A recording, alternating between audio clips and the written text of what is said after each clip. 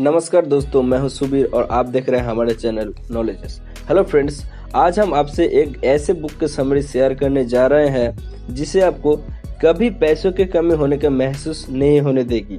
उस बुक का नाम है मनी मैनेजमेंट स्किल, जिसको माइकल फेंक ने लिखा है।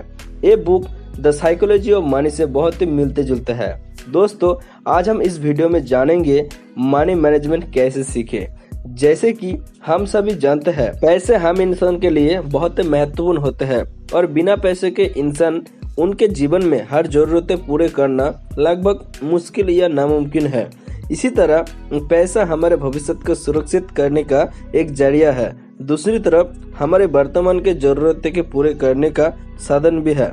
एक मिडिल क्लास व्यक्ति अपने जीवन में पूरे जिंदगी पैसा कमाते हैं, फिर उसके 90% प्रॉब्लम पैसों में अटक जाते हैं और उसे लग रहा है शायद वो पर्याप्त पैसा कमा नहीं पा रहे हैं, इसीलिए उसको प्रॉब्लम फेस करना पड़ता है और सारे जरूरतें पूरे कर नहीं पा रहे हैं।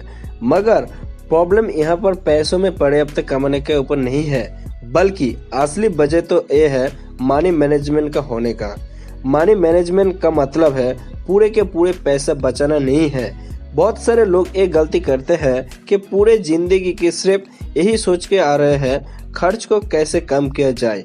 पैसे को मैनेज करने का मतलब है उसे समझना, इसका मतलब है उसे जानना, उस पैसों को सेव कैसे करे, उसे इन्वेस्ट कैसे करे और सही जगह पे इन्वेस्ट कैसे करे, और ये भी समझना है उसे खर्च कैसे करे, कहाँ कहाँ खर्च करे। तो यहाँ पर ऑथर हमें बताते हैं ऐसे लेसन जहाँ से हम जानेंगे बजट कैसे बनाया जाए और अपने रिटायरमेंट के बाद पूरे दुनिया कैसे ट्रेवल किया जाए। इस समरी के हेल्प से आप प्रेजेंट को एंजॉय कर पाएंगे और फ्यूचर के लिए प्लान कर पाएंगे। तो आइए शुरू करते हैं मैनेजमेंट का जर्नी को और सीखते हैं पैसों को कैसे मैनेज करें। सबसे पहला लेसन है अंडरस्टैंडिंग योर फाइनेंशियल ब्रेन, यानी कि पैसों को संभालने के कला में महारत हासिल करने के लिए आपको ये समझना जरूरी है ऐसे प्रोडक्ट कैसे बनाएं जो आसानी से बिक सके, अपने पैसों को कम रिस्क पर इन्वेस्ट कैसे करें और अपने टैक्स को कैसे कंट्रोल में रखें। आपको ये भी समझना होगा कि पैसों को मामले में हमारे ब्रेन कैसे काम करते हैं। कभी कभी आपके फाइनेंशियल डिसीजन आपके जिंदगी संवर भी सकते हैं और बिगड़ भी सकते हैं। ज्यादातर लोगों को लगता है फाइनेंशियल डिसीजन हमारे ब्रेन का कॉन्शियस पार्ट लेते हैं, लेकिन ब्रेन का ये हिस्सा कंट्रोल में रहते हैं और समझदारी से काम करते हैं। लेकिन रिसर्च ये कहते हैं कि सारे फाइनेंशियल डिसीजन हमारे ब्रेन का इमोशनल पार्ट लेते हैं, इसीलिए आपका ज्यादातर फाइनेंशियल स्टेप रिस्क भी होते हैं क्योंकि उन्हें इमोशनल कंट्रोल करते हैं। नुकसान से बचने की कोशिश या नुकसान का डर एक ऐसा इमोशनल प्रॉब्लम है कि वो आपके फाइनेंशियल के आजादी के बीच में दीवार की तरह खड़ा होता है। बहुत सारे पैसा खोने का दर्द फील जो होते हैं ना, उसे लॉस एवर्जन कहते हैं। जैसे कि ये सब डर के वजह से हम हमारे कंपनियों को बेच देते हैं। ऐसे डिसीजन में हमेशा डर और दर्द शामिल होते हैं, ना कि लॉजिकल थिंकिंग। तो ये सारे प्रॉब्लम को पहले कम करने के लिए उन्हें हमें समझना होगा, लेकिन इसके लिए सिर्फ नॉलेज होना ही काफी नहीं है। इसके सबसे पहला स्टेप है आपको बुरी आदतें छोड़ना होगा। कभी कभी लोग ऐसे इन्वेस्टमेंट में पैसा लगाते हैं जिसे फेल होने का चांस लगभग तो तय होते हैं। मतलब बोला जाए तो हमारे फाइनेंशियल सलाह के पीछे हमारे इमोशनल के कारण शामिल होते हैं। तो हमें इसे चेंज भी कर सकते हैं। और याद रखें, कुछ भी करने से पहले अच्छे से सोचिए। Lesson number 2, managing money with life cycle theory. दोस्तों, आप कहीं लोगों के मुंह से सुना होगा कि आपने इनकम का 10% पैसा तो इन्वेस्ट करना है या तो उसको बचना ही चाहिए। लेकिन स्टडीज में बताया गया है कि आपके टोटल इनकम के सिर्फ 10% पैसा बचने से कोई भी गारंटी नहीं है कि आप अमीर बन सकते हैं, बल्कि आपके फ्यूचर के जीवन में कोई भरोसा नहीं है। और इस बचने के चक्कर में आज के खुशियों को आप गला दबा रहे होंगे। लाइफ साइकिल थ्योरी हमें बताता है कि आपको हर उस चीज पर पैसा खर्च करना चाहिए जो आपको प्रेजेंट में खुशियां देते हैं। उसके बाद आपके फ्यूचर में इनकम बढ़ती है तो फिर आपको रिटायरमेंट के लिए सेविंग स्टार्ट कर देनी चाहिए।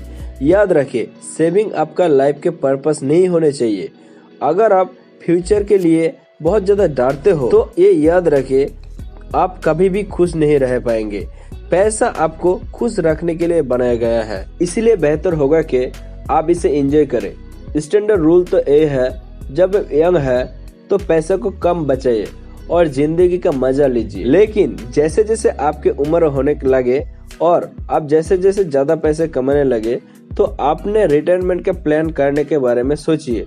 लाइफ साइकिल थ्योरी आपको अपने पैसों से एंजॉय करना सिखाता है। चलिए, इस लेसन में तो थोड़ा बहुत हम रिलैक्स कर दिया गया है, ज्यादा प्रेशर नहीं दिया गया है। लेकिन अगला लेसन क्या कहते हैं उसे देखते हैं। Lesson number 3, basic investment, keep it simple. मतलब यह है कि इन्वेस्टमेंट के बारे में सोचकर कुछ लोग तो बहुत ज्यादा घबरा जाते हैं। कुछ लोगों के पास बहुत सारा पैसा होता है, लेकिन क्योंकि फ्यूचर को बिल्कुल एक्यूरेटली प्रेडिक्ट नहीं किया जा सकता, तो वो किसी भी इन्वेस्टमेंट के पैसा लगाने से डरते हैं। इन्वेस्टमेंट अलग अलग तरह होते हैं। पहला, आप लिक्विड एसेट में पैसा लगा सकते हैं या इन्वेस्ट कर सकते हैं। लिक्विड एसेट रिस्क भी नहीं होते हैं, क्योंकि ये एक ऐसे एसेट्स है जिन्हें जब भी आपको पैसों की जरूरत हो आप बेच सकते हो या निकाल सकते हैं। जैसे कि मेडिकल इमरजेंसी में आप इस एसेट्स को बेचकर अपने पैसों की जरूरत को पूरा कर सकते हैं। लिक्विड एसेट्स सेव होते हैं, लेकिन टाइम के साथ इनके वैल्यू बढ़ती नहीं है, और इसके बदले आप बॉन्ड्स या स्टॉक में इन्वेस्ट अगर कर सकते हो तो हो सकता है कि आप बहुत बड़ा प्रॉफिट कमाएं, लेकिन उनके साथ रिस्क भी उतना ही ज्यादा होते हैं। जैसे कि सोचिए, आपके पास कुछ अच्छे कंपनी का स्टॉक है और आप उसको 50-50 प्रॉफिट कमाने का मौका भी मिलता है, लेकिन मार्केट को स्टडी किए बिना स्टॉक को बाय करना यानी पैसा इन्वेस्ट करना लगभग आपको भारी पड़ सकता है। इसीलिए आपको अच्छे से स्टडी करके बढ़ती हुई ग्रोइंग कंपनी में पैसा इन्वेस्ट या पैसा लगाना चाहिए, जिसे आप फ्यूचर में बहुत अच्छे रिटर्न देखने को मिलेगा। एक समझदार इन्वेस्टर बनने के लिए आपको डाइवर्सिफिकेशन का इस्तेमाल करना बहुत जरूरी है। इसका मतलब है लिक्विड एसेट और इन्वेस्टमेंट, इन दोनों में इन्वेस्ट करना चाहिए। अगर आपने रिस्क लिया और पैसा खोया तो आपके पास अपने कर्ज चुकाने के लिए लिक्विड एसेट तो है ही। एक इन्वेस्टर बनना रिस्क बिजनेस है, लेकिन एक ऐसा बिजनेस है जो आप कभी भी स्टार्ट कर सकते हैं, लेकिन जितना जल्दी हो सके स्टार्ट कीजिए। नहीं तो पहला छोटी रकम से स्टार्ट कीजिए और धीरे धीरे इसे बढ़ाते जाइए और अपने गलतियों से सीखिए। लेसन नंबर 4, की फाइनेंशियल इंस्ट्रूमेंट। मतलब ऐसा नहीं है कि आप अगर अमीर है तो ही आपको पैसा मैनेज करना आना चाहिए। मनी मैनेजमेंट का मतलब है आप जितना भी आपके पास है उसमें आप अपने बेस्ट लाइफ एंजॉय कर सकते हैं। उसे एक कॉमन टूल है आप रोजमर्रा के जिंदगी में इस्तेमाल करते हैं, जो है कैश। कुछ लोग सभी चीजों को तुरंत पैसा देकर खरीदते हैं। आप तुरंत पे करके कुछ भी खरीद सकते हैं, तो कैश आपको रोज के चीजों को खरीदने में काम आता है। जब आपके पास बहुत सारा पैसा हो तो आप रोज के जरूरत के लिए आप चेकिंग अकाउंट में पैसा रखिए और बाकी पैसा रखिए आपके सेविंग अकाउंट पे। इसी तरीके से आप पैसा को समझकर खर्च कर सकते हैं और खर्च भी करेंगे। फाइनेंशियल इंस्ट्रूमेंट है स्टॉक और शेयर्स खरीदना। आप स्टॉक मार्केट को ऐसे समझ सकते हैं कि जहां पर एक कंपनी अपने सप्लाईज को और अपने बिजनेस को बढ़ाने के लिए दूसरों से पैसा उधार लेते हैं। जैसे कि कंपनी ग्रो करते हैं, उसके होने वाला प्रॉफिट सभी इन्वेस्टर में बांट देते हैं जो लोग उस कंपनी में स्टॉक या शेयर्स बाय किए थे। आप स्टॉक मार्केट में पैसा कमा सकते हैं, लेकिन ये प्रॉफिट एक झटके में नहीं आएगा। कुछ कंपनियां ग्रो करने में थोड़ा टाइम लगता है, तो यहाँ पर आपको सब्र रखना पड़ेगा। और एक बार जब कंपनी ग्रो करते हैं यानी सक्सेसफुल होते हैं, तो आपको अमीर बनने में बहुत सारा हेल्प कर सकते हैं। इसी के साथ हम लास्ट लेसन में आ गए हैं। Lesson number 5, saving for retirement. आपके रिटायरमेंट का मतलब क्या है?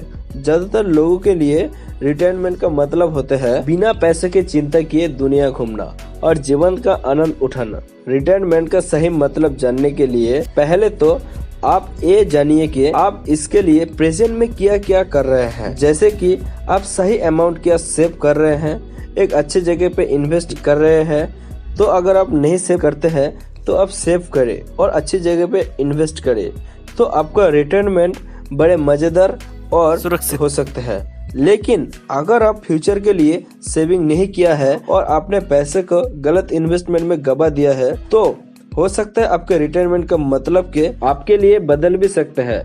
अगर आप एक इन्वेस्टर है और अपने रिटायरमेंट के लिए अभी आपके करंट इनकम से सेव नहीं कर पा रहे हैं तो ये 4% रूल को फॉलो करें। अगर आपके इन्वेस्टमेंट के सारे प्रॉफिट से 4% सेव करेंगे तो ये पक्का है कि आप अपने रिटायरमेंट के लिए काफी सारा पैसा इकट्ठा कर पा रहेंगे। तो जब आप ये सारे जरूरत के पॉइंट समझ लिए हैं तो एक पेन पेपर उठाइए। आप अपने करंट इनकम और फ्यूचर में खर्च को बढ़ाने में सोचिए। रिटायरमेंट के बाद आपका हर महीने में कितना एग्जैक्टली पैसा चाहिए, कितने पैसा आपको जरूरत होगी अपने रिटायरमेंट के लिए, उसके बाद कैसे आप लाइफ चाहते हैं उस हिसाब से एक प्लान बनाइए। और याद रखिए रिटायरमेंट आपके लिए आशीर्वाद भी हो सकता है और श्राप भी। ये सब आपके अभी के एक्शन पे डिपेंड करते हैं। समझदारी से सोचिए और अच्छे से प्लान कीजिए। तो दोस्तों ये थे आज के हमारे मनी मैनेजमेंट स्किल का 5वां पॉइंट जो आपके जीवन में बहुत ही हेल्पफुल हो सकते हैं। और आप चाहे तो इस बुक को बाय करके और भी अच्छे से पढ़ सकते हैं, जान सकते हैं पैसे के बारे में अच्छे से मैनेज कैसे करें और सभी चीजें इस बुक्स में से आप अच्छे से सीख सकते हैं। अगर ये वीडियो आपके लिए थोड़ा भी हेल्पफुल हुए तो वीडियो को लाइक करें और कमेंट करके हमें बताएं आगे किस टॉपिक या किस बुक के बारे में आप जानना चाहते हैं। हम जल्द से जल्द वो वीडियो आपके लिए लेके आएंगे। दोस्तों वीडियो को एंड तक देखने के लिए और लाइक करके हमारे उत्साह बढ़ाने के लिए और हमारे चैनल को सब्सक्राइब करने के लिए आप सभी को दिल से धन्यवाद।